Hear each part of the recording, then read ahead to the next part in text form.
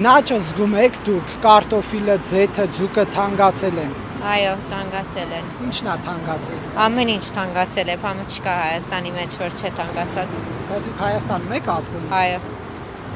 Այս վերջին կանի տարվա մեջ 50%-ն ավելի բարձրացել է ամեն ինչիկին։ Ինչն է, որ դուք մշտապես գնում եք եւ տեսնում եք, որ թանկացել է։ Կարակը։ Հացը թանկացել է, կարգմտեղեր, ալյուրը թանկացել է։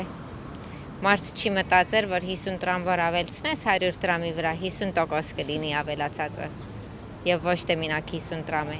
Բա ինչպես եք այդ գնաճը կարողանում կառավարել։ Դժվար է։ Այդ օրամար լիք մարդ թողում է եւ դուրս գալու է Հայաստանից։ Այստեղ ապրելը նույնն է, որ Եվրոպա ապրենք։ Իսկ կա ապրանք, որից հրաժարվել եք, հա, գնել, ուտել, որովհետեւ թանկ է։ Անցամբ մեզ համար ոչ, բայց մարդ կճանչնան, որ մսեղենը, հավը, այսպես բաներ, ցուկը որ առաջ էժան էր, իշխանը, հիմա էժան չի։ Ժողովուրդը ինչ պիտի, կարող չես ապրելու կարտոֆիլ եւ հաց ուտելով։